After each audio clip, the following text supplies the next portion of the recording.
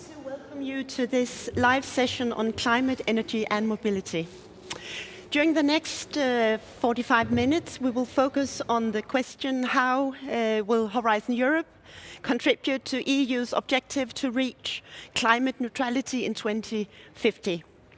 During today's debate, we will likewise touch upon synergies between Horizon Europe and the EU climate mission, and how we best ensure complementarity between national and EU funding programs and the green agenda.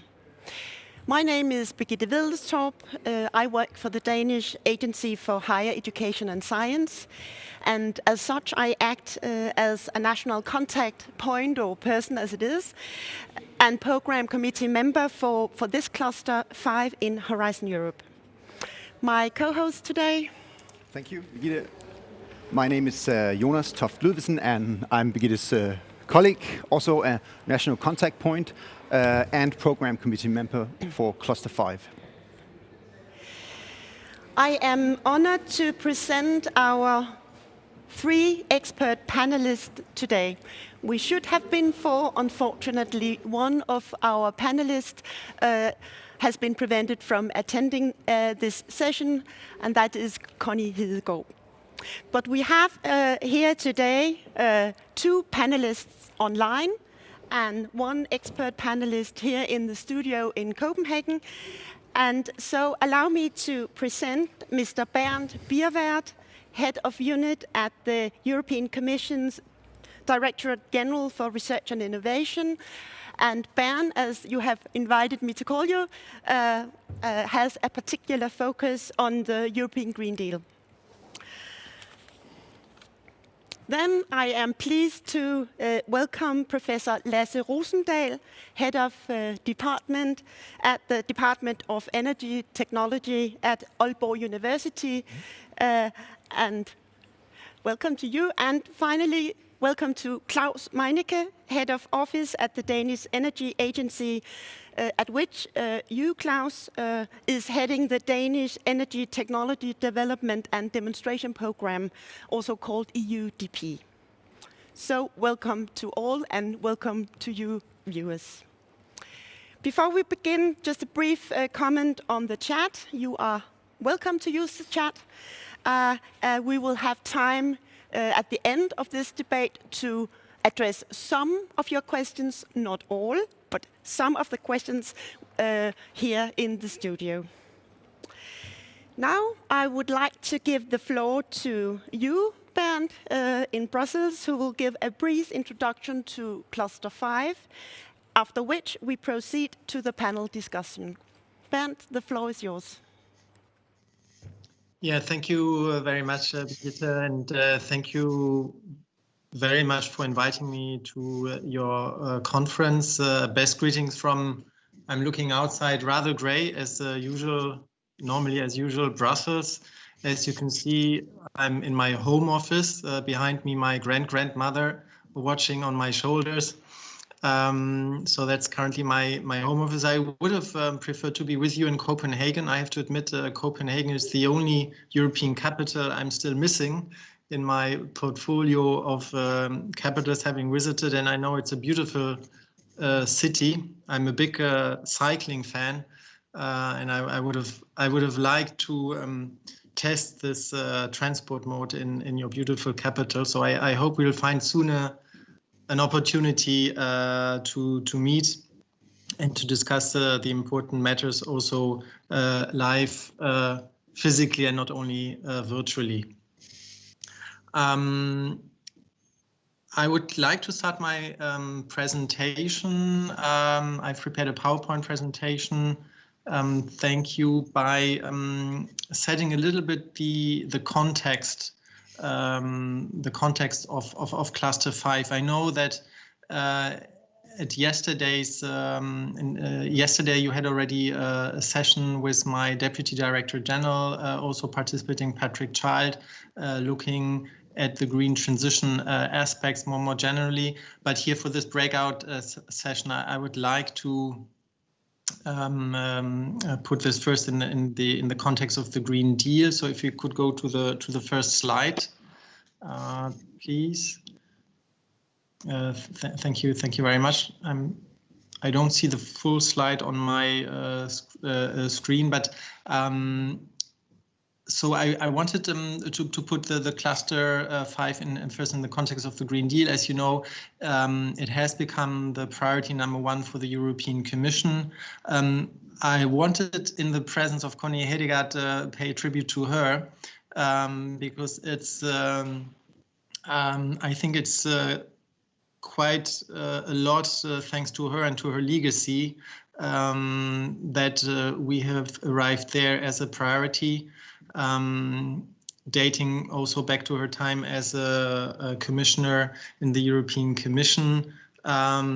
She has been leading at the time a rather small service, DG Klima, which also thanks to her effort has become one of the most powerful DGs and services in the European Commission, and now rightly putting the green transition into the center of our policy. You know that only a couple of days after the new von der Leyen Commission entered into office in December 2019, so almost exactly 1 year ago, the Green Deal communication has been adopted, and declaring the very, very ambitious objective to make Europe the first climate neutral continent by 2050.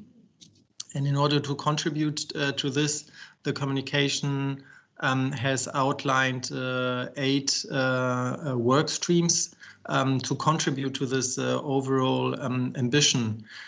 And I wanted to show you this picture here on the slide because actually 4 out of these 8 sub-priorities are central to our discussions for today in cluster 5.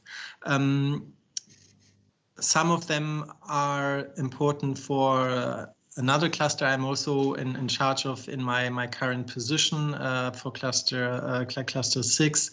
And just to recap, if you look at the 8 areas, so one of the objectives is to create a zero pollution environment.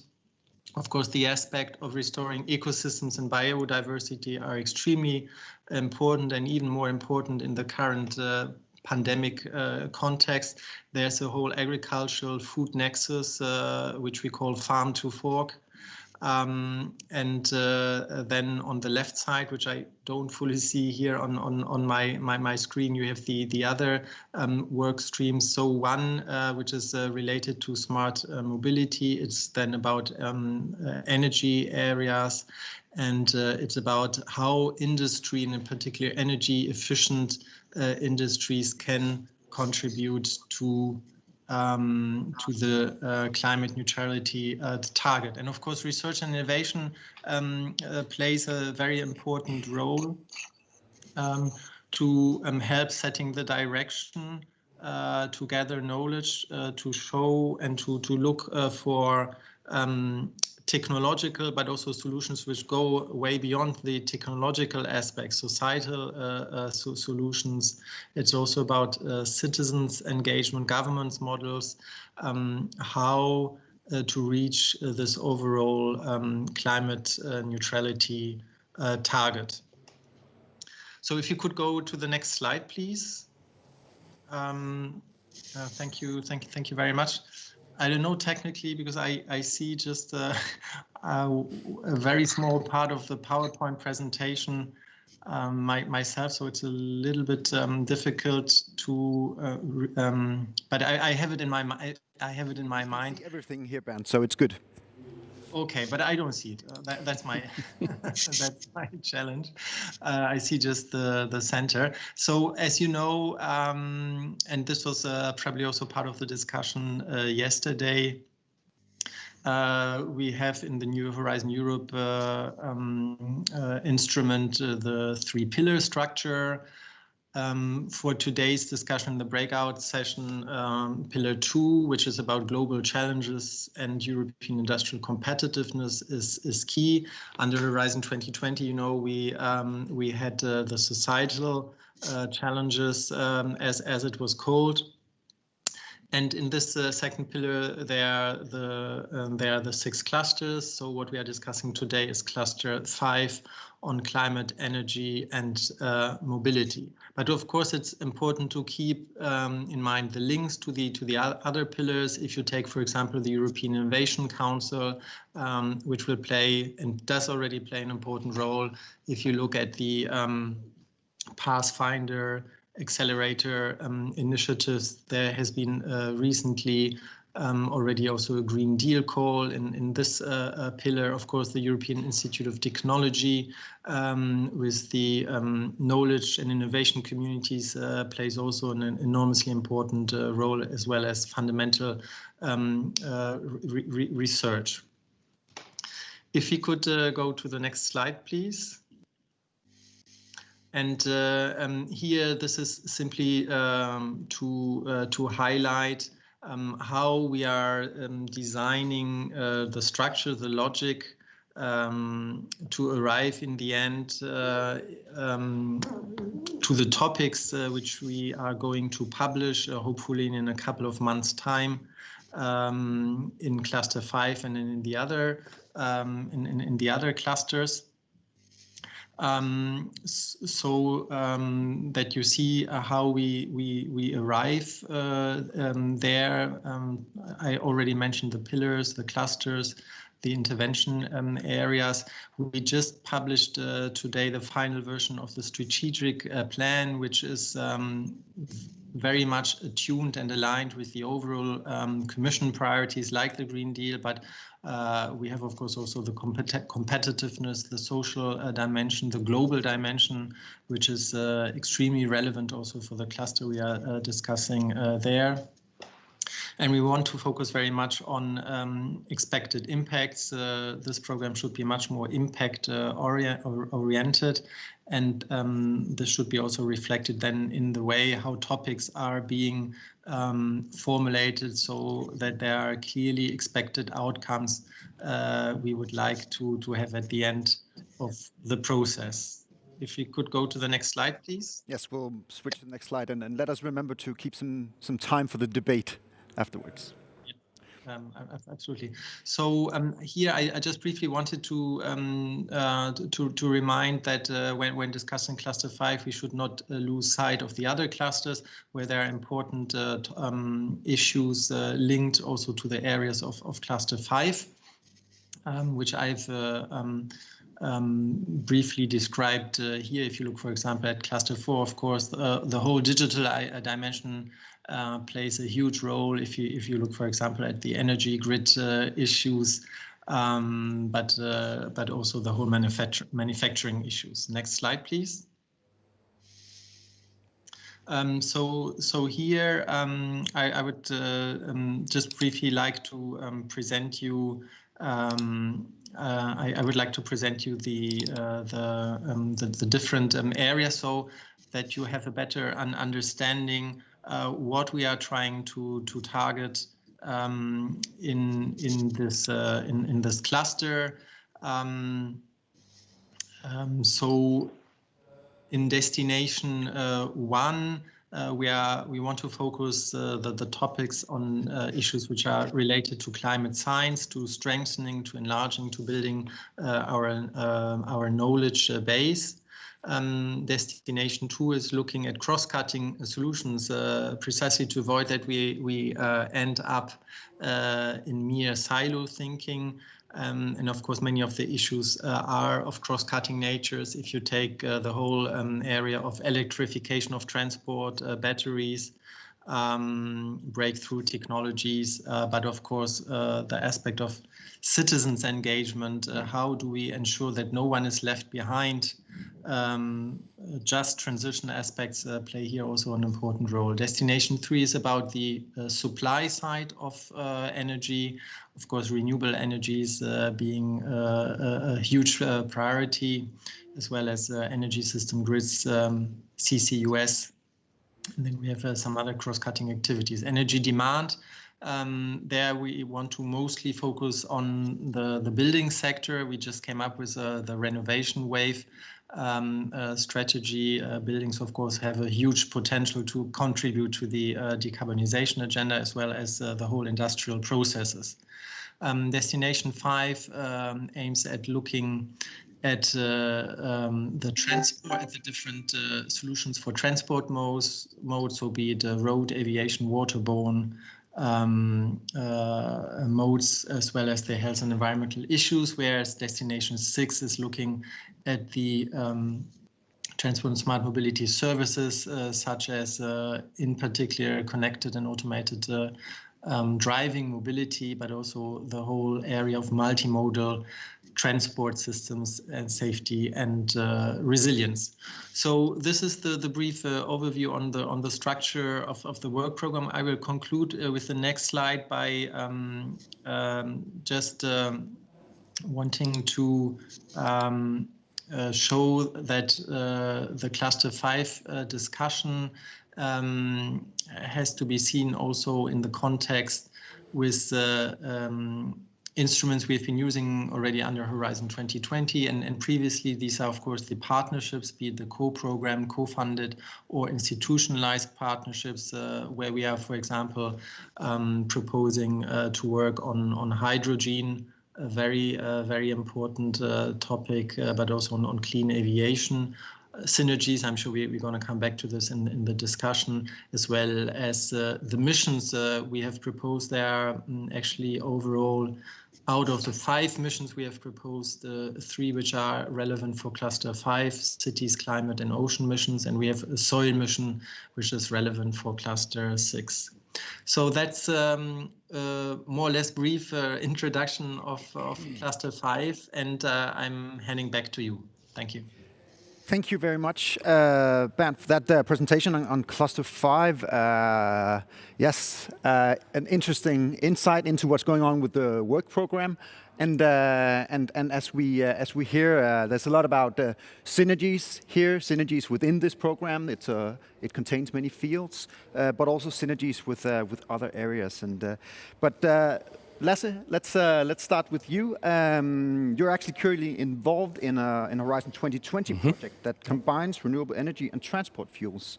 Could you just briefly tell us what it's about and why this cross-sectoral approach that we also very much see in Cluster 5 is so important? What are the benefits? Absolutely. Yes, thank you. Yes, so I have the pleasure of heading a Horizon 2020 project under the acronym Next Gen Road Fuels. And as you can probably infer from that acronym, this was a response to a very specific call on developing sustainable fuels for road transportation. And very, very briefly, it's focused on turning residual organic streams into fuels in the most effective way. So we target urban waste streams such as sewage sludge, organic fraction of municipal solid waste, demolition wood, and turn these into fuels. And so the scope is much wider than just these, but they're like templates for other types of organic waste. And so it has a very, very direct focus on decarbonizing transportation and road transportation. So we make synthetic versions of transport fuels as we know them, but we do it in a sustainable manner.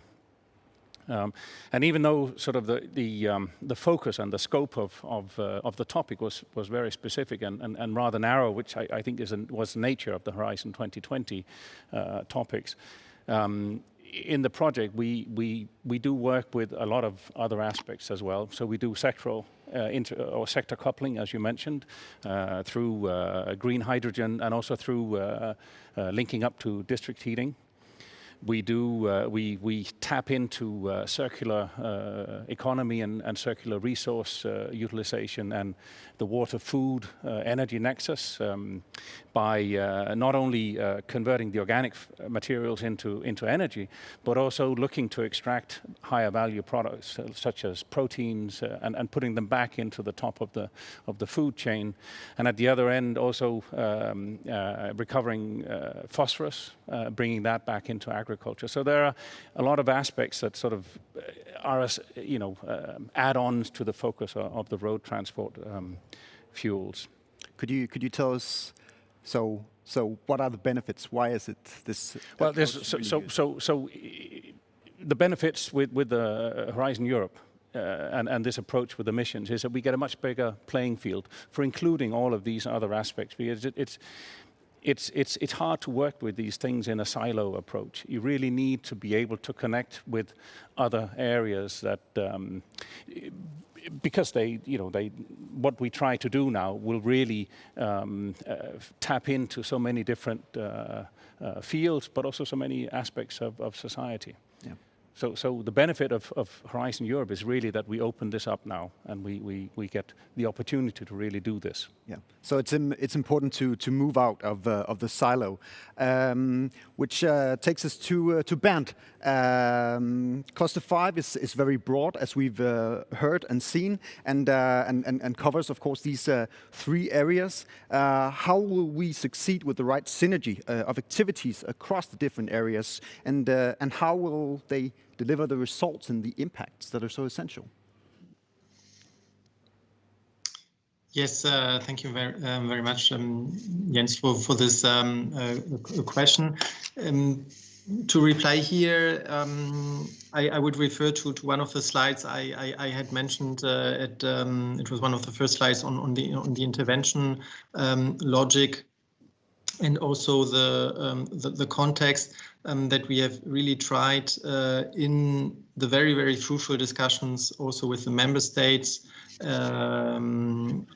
in the program committees with you, Jens, and colleagues, to find a good balance which mirrors the overall priorities as explained in the European Green Deal. You know that for the first time we have come up with a strategic plan, which has also set out key strategic orientations, which should be clearly reflected in the different clusters with the intervention logic, so that there's a clear link from the overall political objectives and the context, then going down to the individual sub areas and topics, and clearly energy, transport, and climate science play a huge role in this context. Talking about balance, of course, one not marginal aspect would be the question about budgetary allocations. I had hoped that I could tell you a little bit more, which would showcase also the priorities in budgetary terms. I'm afraid, since member states haven't yet agreed on the multi-annual financial framework, as you very well know, Jens, this is not possible. But we still, from our proposal, we have roughly, hopefully, 12 to 13 billion over the next 7 years to allocate to these areas. For us, it was very important, as I already said, that we don't remain in silos, that we look at also the cross-cutting solutions at the citizens dimension, at overarching key technologies like batteries and hydrogen. Of course, but I'm sure we're going to come back to this. We should not look at Horizon Europe and the cluster in an isolated way. For us, creating the links to even better balance out the priorities is to work closely and to link it to other programs like the Connecting Europe facility, which is very important for the energy and transport area, Invest EU, structural funds, but also Digital Europe when we are looking at the digital aspects of the green transition. Yeah. Back to you. Yeah, thank you, Bernd. So yeah, it's important with the links, and we also hear that it's important to have a clear link between the policy and what we'll actually be doing and achieving of course, and thank you for mentioning the budget. So we hear 12 to 13 million probably, or billion, sorry, for the next 7 years for this program, and to connect it to the Danish agenda, I would like to ask a question for Claus now.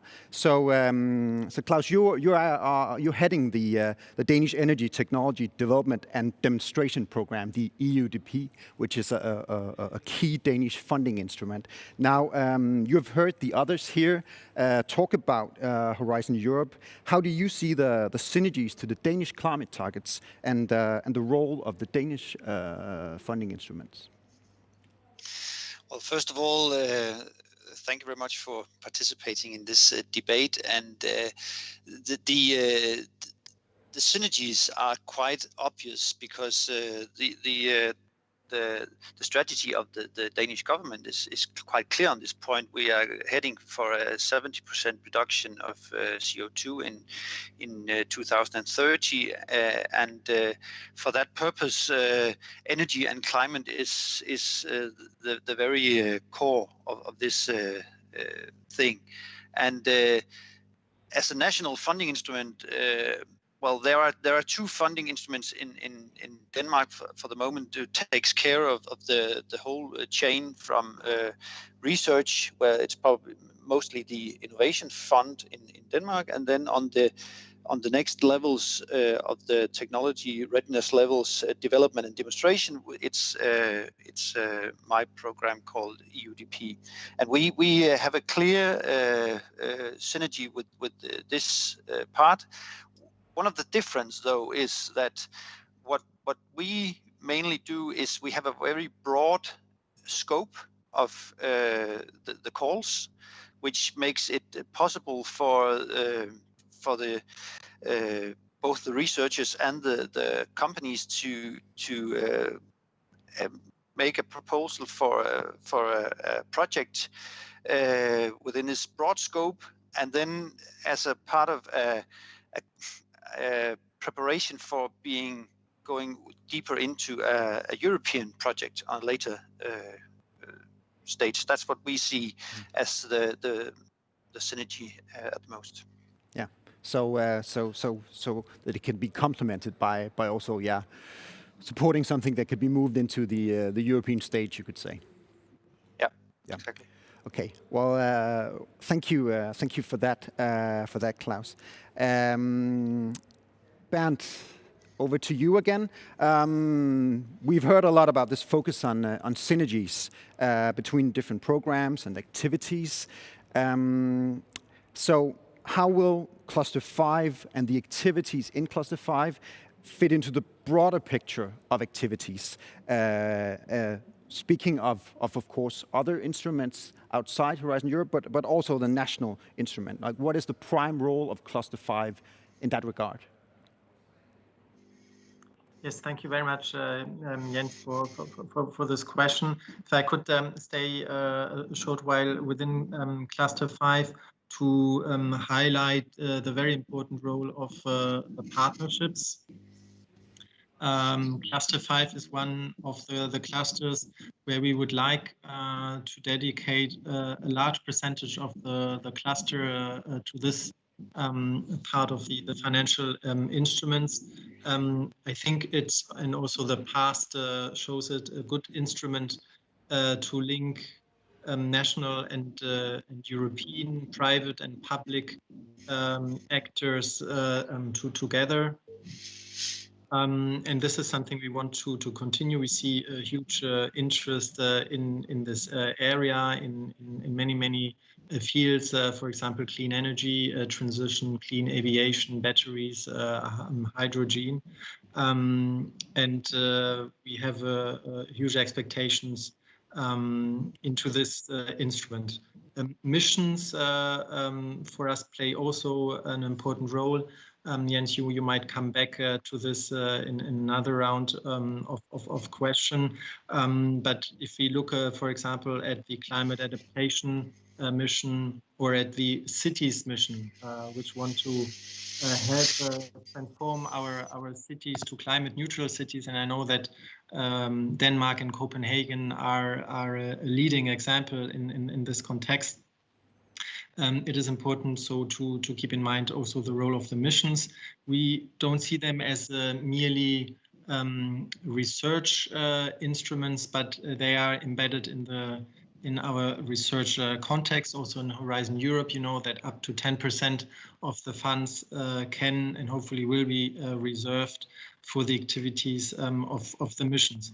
Of course, we have also instruments of where we can best link European and national endeavors. If you take in the energy area, the set plan, we just had, I think it was this week or last week. Time is flying. So Monday and Tuesday this week, yeah. Monday and Tuesday. Yeah. You see Set plan conference. flying so quickly that you lose being all the time in a home office a bit the feeling for Yes. for this time. So the set plan conference, which is a very good forum, as you well know, to link national European policies. We have the same on the mobility, on the transport side with STRIA, and there are many other many other areas. I mentioned the instruments which will play an important role to multiply in financial terms, but also in terms of projects, the endeavors of Cluster 5, be it the Connecting Europe facility. I didn't mention, I think in my previous intervention, the LIFE program, which has also a huge focus on energy climate aspects, of course, Invest EU, where we hope also to multiply our financing efforts via public-private partnerships. Structural funds, of course, play an important role. I was just participating on Friday, for example, in a Euroactive conference on just transition aspects in carbon-intensive regions, for instance, coal regions like in Germany, in Poland, Czech Republic, Romania, Greece, etc., where it is extremely important to look not only at technological aspects of the clean energy transition, but also at the societal implications. Because if we lose people to stay on board and to steer with us from down, and because it's not only a top-down approach, we have to think a lot how we can improve our governance models and citizens empowerment, citizens engagement. So these are aspects which we also want to tackle here. Okay, well, thank you, Bernd. And actually moving a bit on to maybe you could say the project side or that side of things and the funding. Lasse, over to you.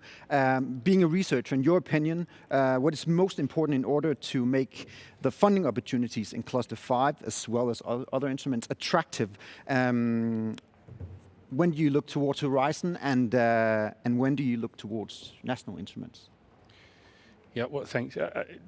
Maybe to answer the last bit first, I think just as Klaus was saying, that sometimes national funding is very good as, you can say, a form of seed money for going for bigger efforts across in a European context. Exactly. To maybe you need to do some proof of concept or something that establishes you as a relevant partner in a European context. So, but I mean, I think it's hard to say that it's always like this, always like that. I think it depends a lot on the context and the situation and the actual call text that you're trying to respond to. So now, in terms of what makes funding attractive, I think one of the things I'd perhaps highlight here is agility. That what we're trying to do with Horizon Europe is to enable the transition and to actually start to meet some of the targets that we've set for sustainability in Europe.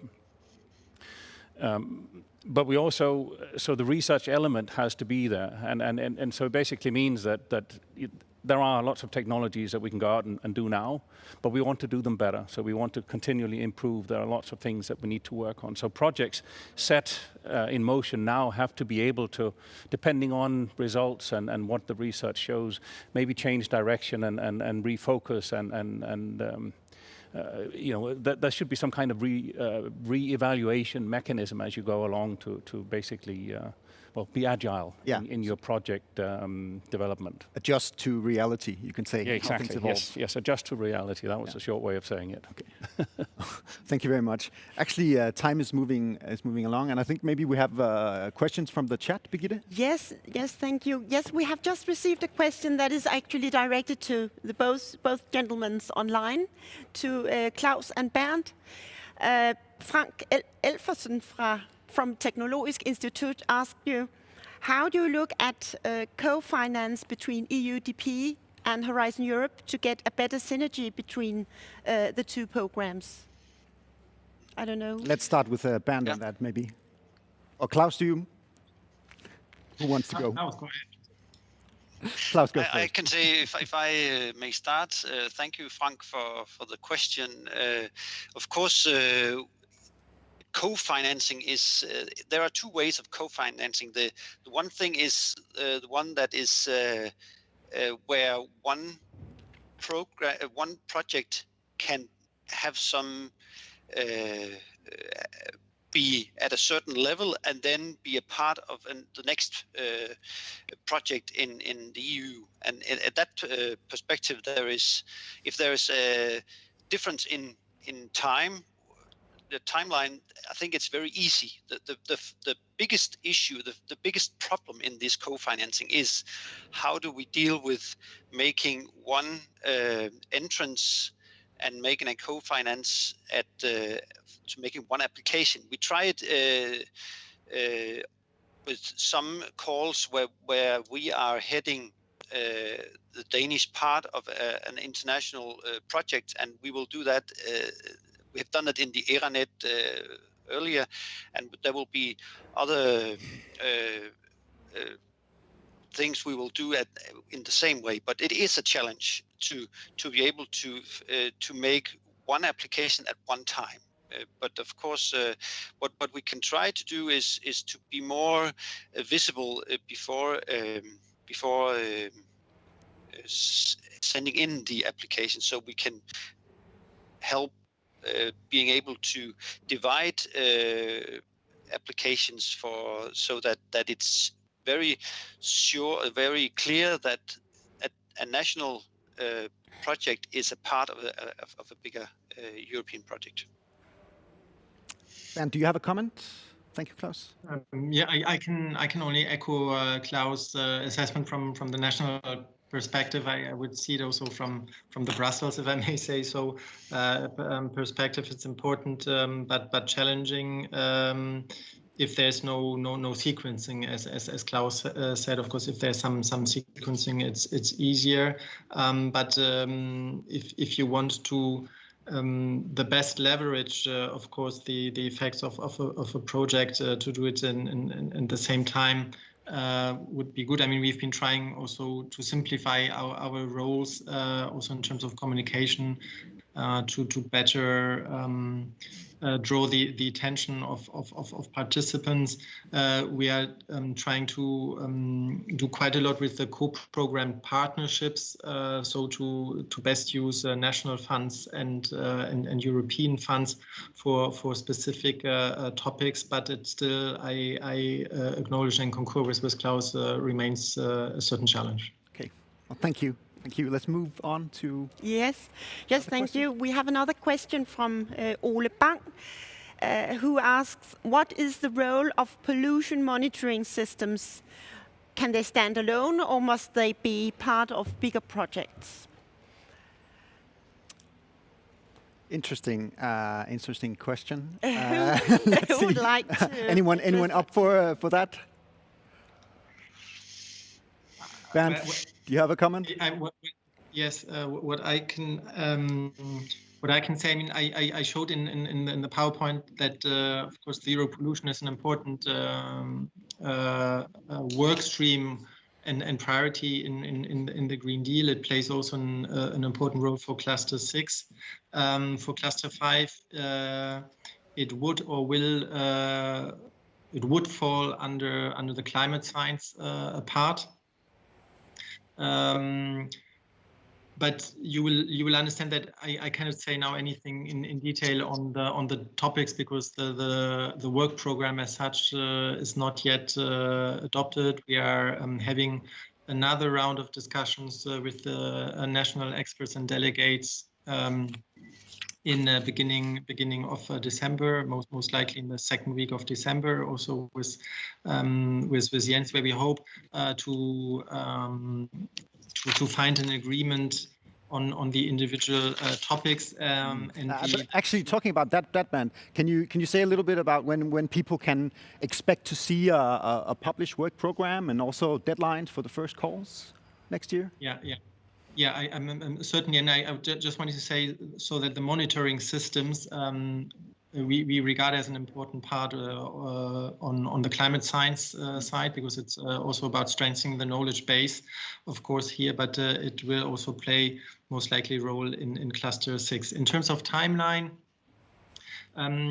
so of course, subject to the agreement among member states on the financial framework, you know that there are in particular 2 member states who have issued a veto on the overall framework, and without having an agreement on the so-called own resources decision and the MFF, multi-annual financial framework decision, we cannot allocate any budget to the thematic programs. You know that the German presidency is trying to do its best to still have an agreement by the end of this year.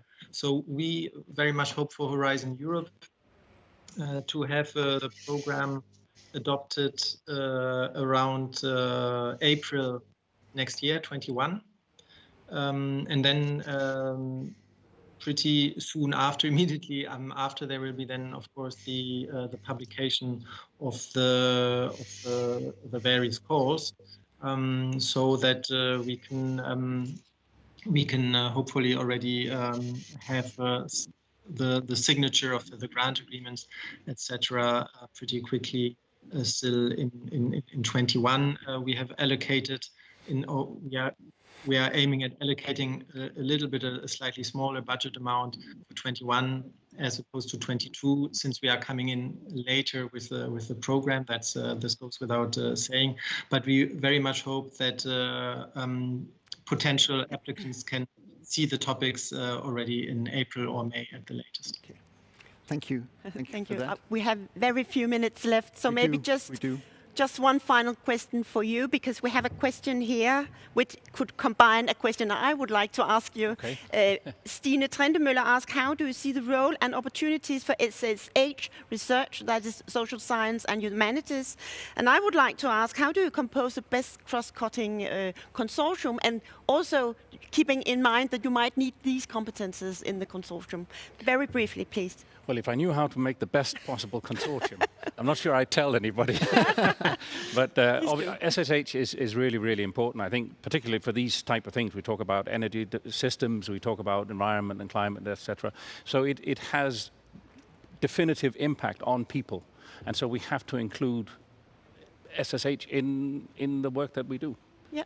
Okay, that was short and brief. It was indeed. Okay, well, time is running out. So thank you very much to our panelists. Thank you to Lasse, Bernd, and Klaus for being with us, and thank you to all of you for watching and for participating with questions. And yes, thank you. Yeah. We are about to end this session on climate, energy and mobility, and we truly look forward to following Cluster 5, and we hope to see the opportunities therein become real projects. And obviously, we hope to see a strong Danish participation. So after this session, please do not hesitate to contact Jonas or me. We're happy to clarify any questions you might have to the Climate, Energy and Mobility Program or to Horizon Europe as such. Next year, we will be ready with a brand new website for Horizon Europe, and our agency will offer a variety of webinars, courses, guidelines, guides dedicated to Horizon Europe.